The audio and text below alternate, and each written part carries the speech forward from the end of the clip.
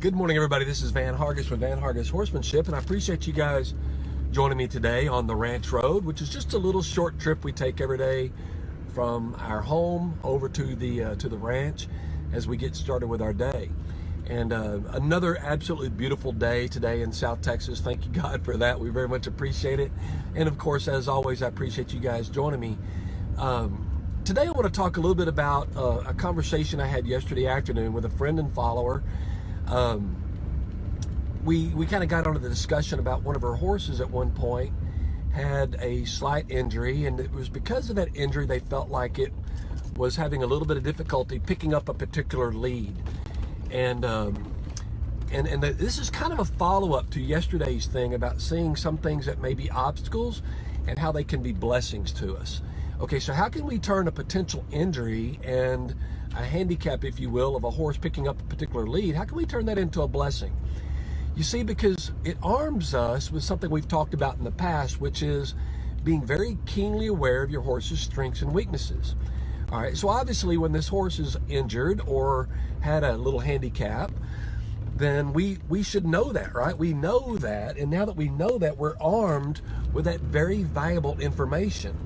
We know now that maybe in this case, the horse picking up one lead may not be as easy for it as it is for it to pick up the other lead, which again is great information, because now that we know that, we know now that that lead that's a little bit more difficult, we might need to be just a little bit more deliberate when we're asking the horse to pick up that lead. And of course, I want you guys to understand this is also after we've kind of gotten a clean bill of health to be doing these exercises on the horse. So let's make sure the horse is happy and healthy. But at the same time, now that he's been guarding that injury for a while, and maybe because he's not as skilled as picking up that other exercise, in this case that lead, we may need to be a little bit more deliberate in asking the horse to pick up that lead. The analogy I gave yesterday is to say that I was going to teach a kid how to catch the ball with his left hand. He might be right hand dominant, and when you just kind of toss him a ball without even thinking about it, he reaches out and he grabs the ball with his right hand. But if we were going to try to teach him to get a little bit more coordinated with his left hand, we might over-exaggerate what we're about to do and what our expectations are of the child. So for example, we might say, all right, little Johnny, now catch this ball with your left hand, all right? Now make sure you do it with your left hand. And you might even ask him again, which one's your left hand? And he shows you his left hand. And you reiterate, now catch it with your left hand, and then you toss the ball gently. And if you're really good at it, you're going to toss the ball a little bit more toward his left hand. What you're doing is you're emphasizing what you're doing, what you're about to do, and you make it as easy as possible for in this case, the child to succeed at catching that ball with his left hand. Now let's say we're going to ask the horse to pick up his weak lead. Let's just call it his right lead. Picks his left lead up great. It's just phenomenal how good he just picks up the left lead. Just give him an idea and he picks up his left lead. But we're going to get him to pick up the right lead. It might be a little bit more difficult for him.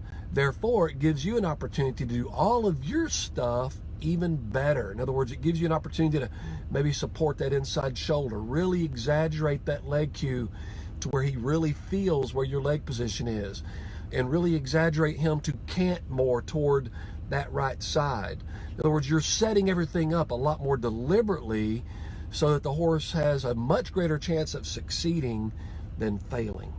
All right, so that's our little tidbit for the day. I appreciate Victoria, and you know who you are. Thank you so much for listening yesterday and kind of giving me that idea that what we're going to talk about today.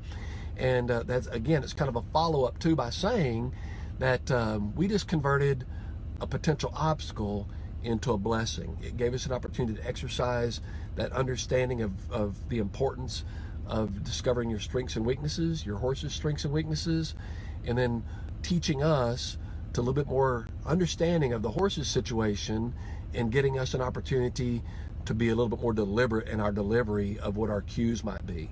All of which are great blessings from what could have been an obstacle if we'd have chose to see it that way.